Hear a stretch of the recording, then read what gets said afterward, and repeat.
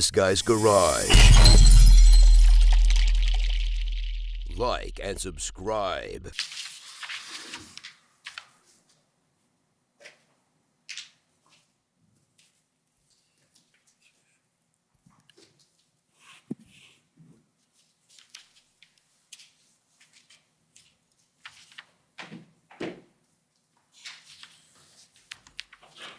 Hello, my name is Brendan Miller, and I'm counsel to Freedom Corp, which is the representative of the protesters that were in your city at Ottawa in January and February 2022.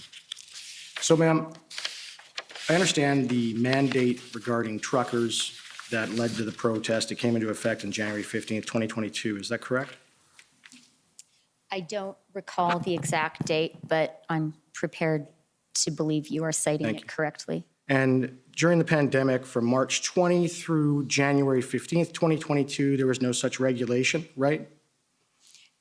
Again, I don't recall the exact dates myself, but I do know we didn't have the mandate and then it came into force. Right. And just so the folks at home understand, a regulation is a different type of law. It's passed by the executive branch alone, not by all of Parliament, right? Like the Emergencies Act. There is absolutely a distinction between things a government can do by regulation and things it can only do by legislation. Right. And so would you agree with me that given that during the throes of the pandemic, from March 2020 through to January 15th, 2022, and we had no regulation, you didn't need one? No, I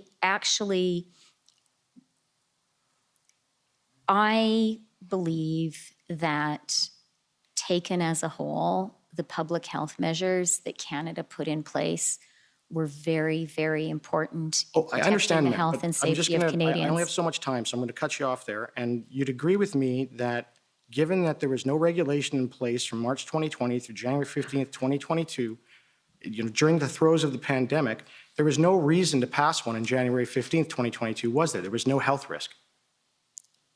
No, I'm afraid I don't agree. In January, we had an Omicron wave. We were still fighting COVID, and there was a real value in encouraging as many Canadians as possible to get vaccinated. So the purpose was to encourage Canadians to get vaccinated, to compel them to get vaccinated. Is that fair? That's right. All right. So that was the purpose of the regulation. That was the true purpose. It wasn't to keep people safe. It was to get them vaccinated.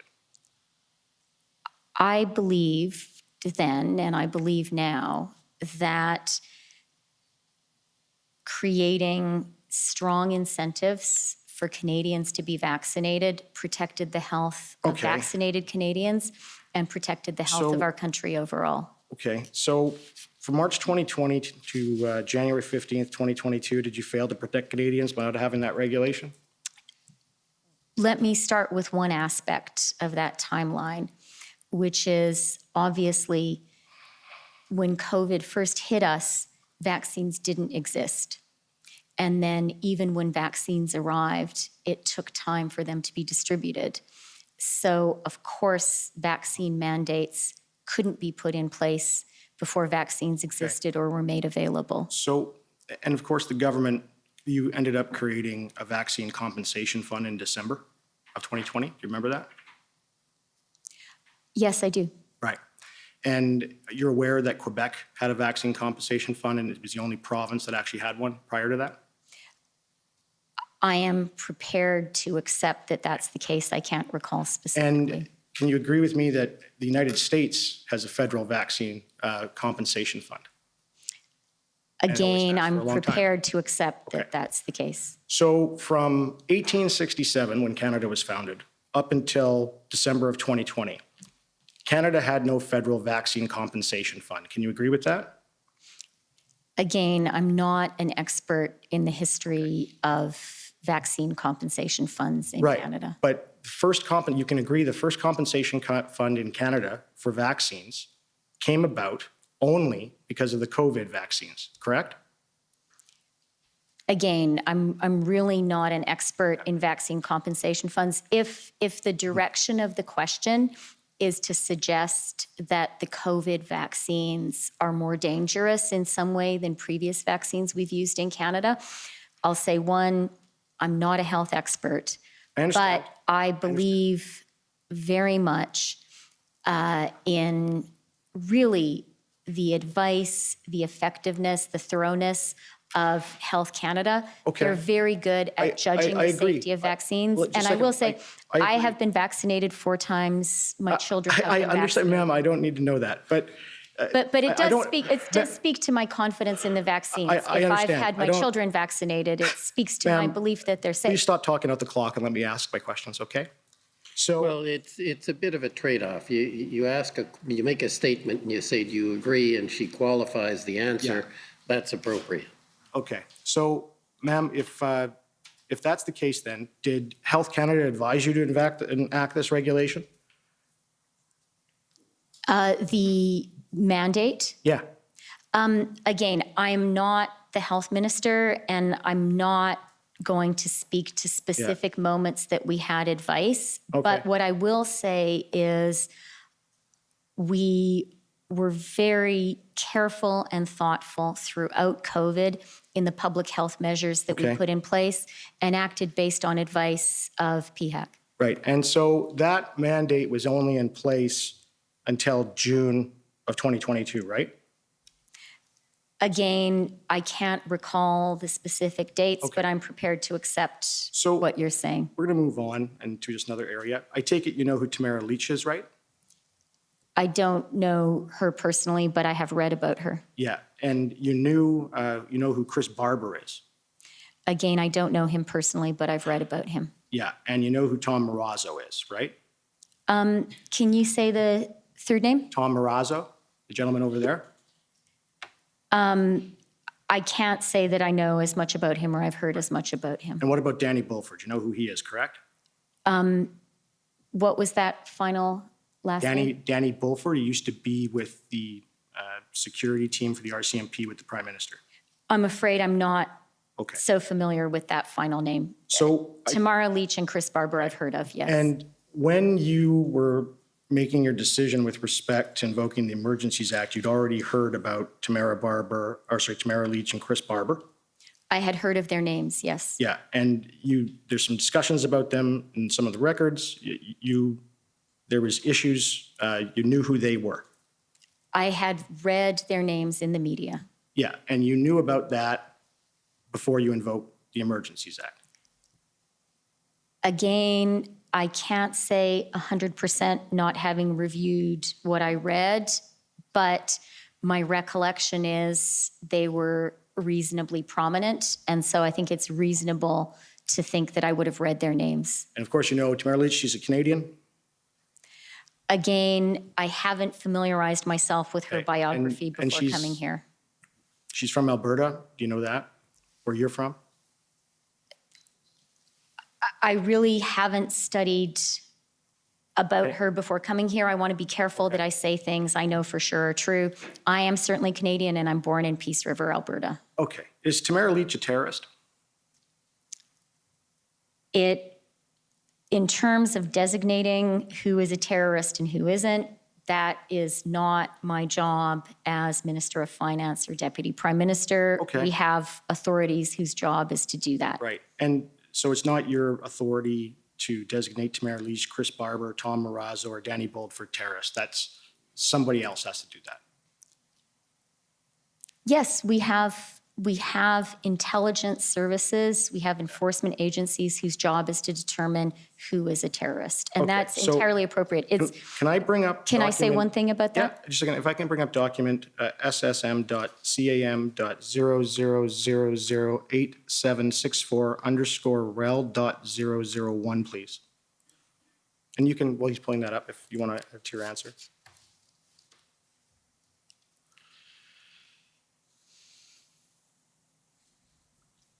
Okay, if we can scroll down to page, I believe this is a note with Dave.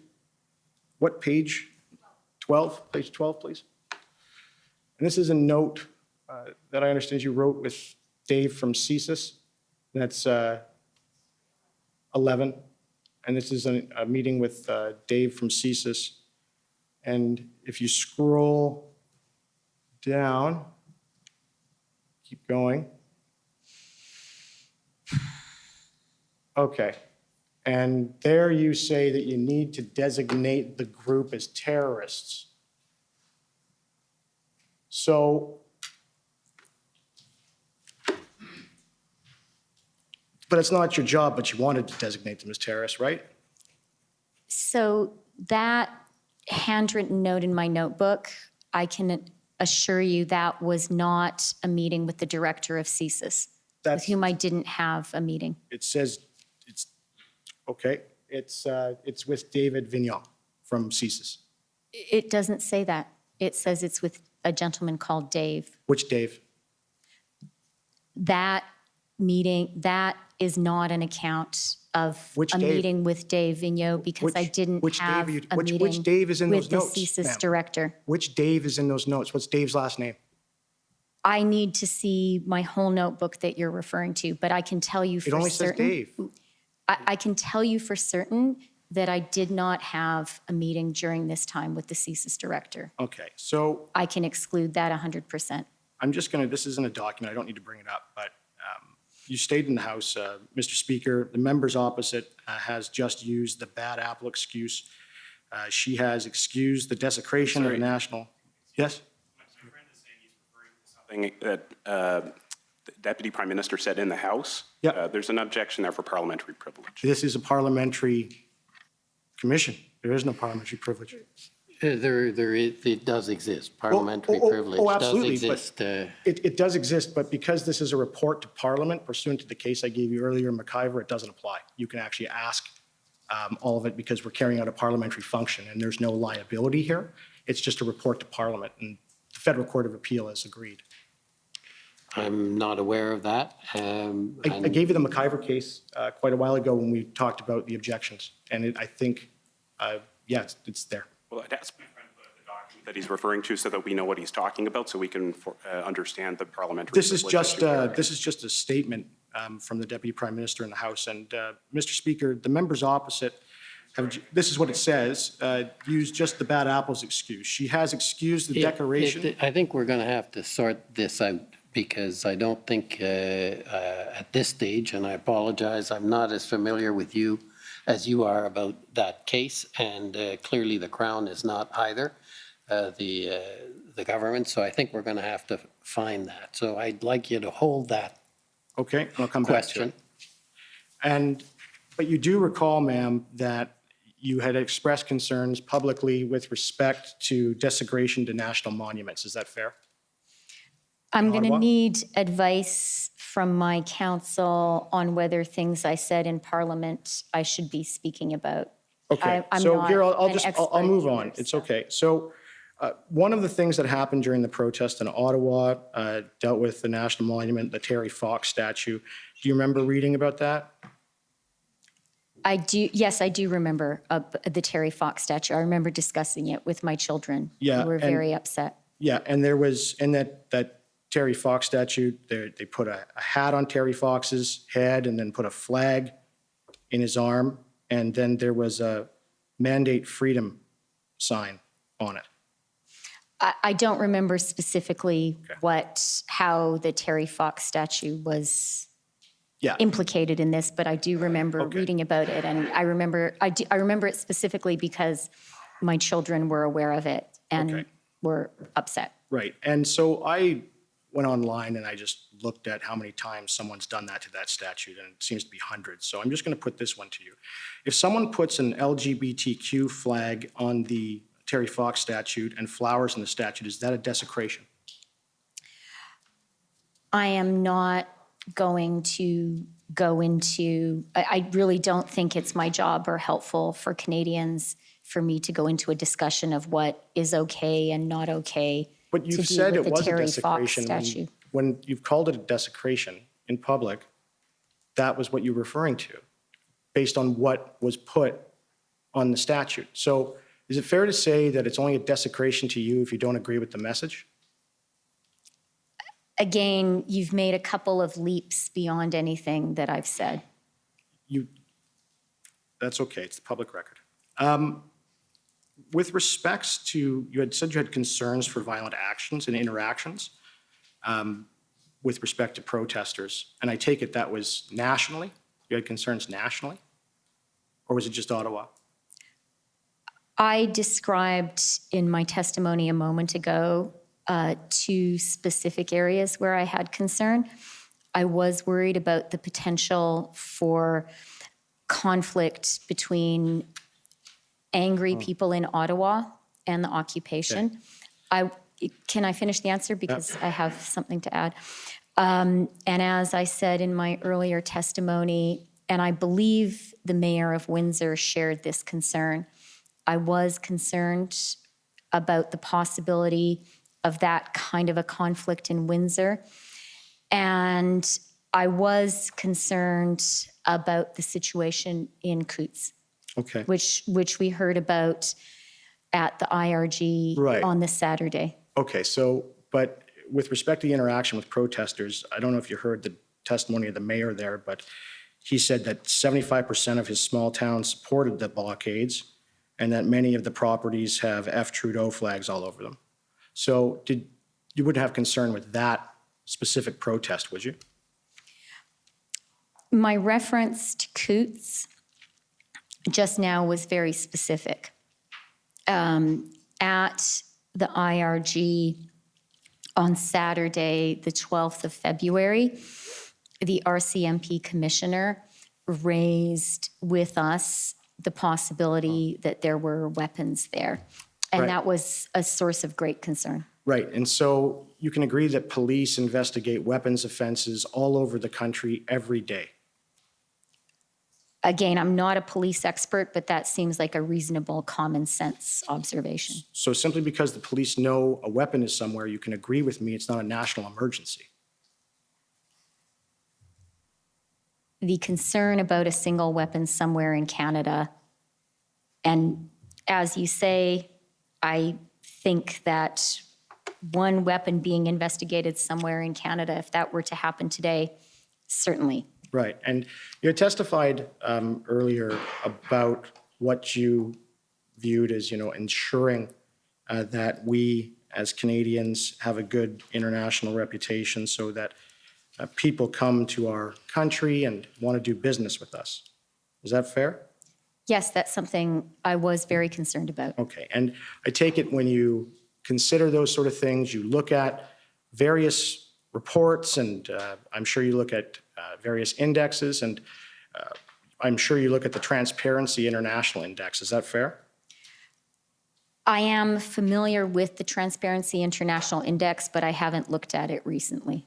Okay, well, since 2019, we've began to fall. All right? And we have now come down out of the top 10, and it continues to decline. So can you agree with me that Canada not being transparent hurts our relationship internationally?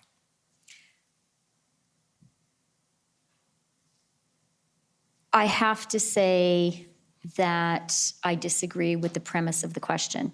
I think Canada is a very transparent democracy. And in fact, the commission that we're part of right now is a part of Canadian transparency.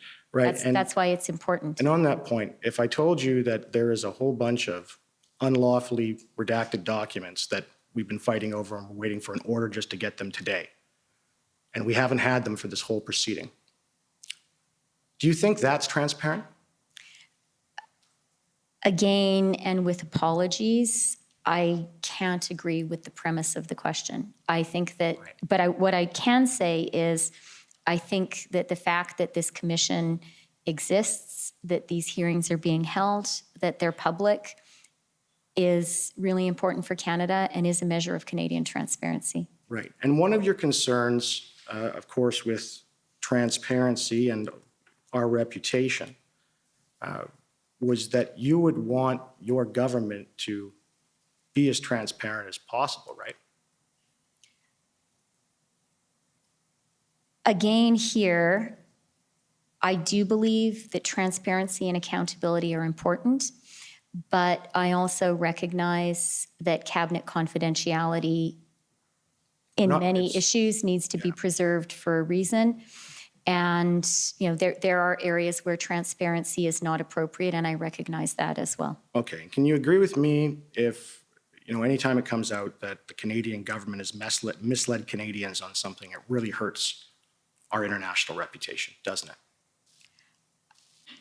I think that the Canadian government should always seek not to mislead Canadians. Right. First and foremost, because that's wrong, and that is not the way we should treat Canadians. And in the many statements that have been said by all the politicians in this matter, one of the main things they talked about, and Justin Trudeau did particularly on the following the first weekend of the invocation of the Emergencies Act, was these horrible, the Nazi flag and all those things that people saw in Ottawa. You heard him say that? Again, I have to say, prior to coming here, I have not specifically reviewed specific statements of the Prime Minister. If you want to point to a specific one, Yeah. maybe we could discuss it. You'd agree if it turned out those flags were linked to your government. That would look really bad for our international reputation, wouldn't it? Based on some,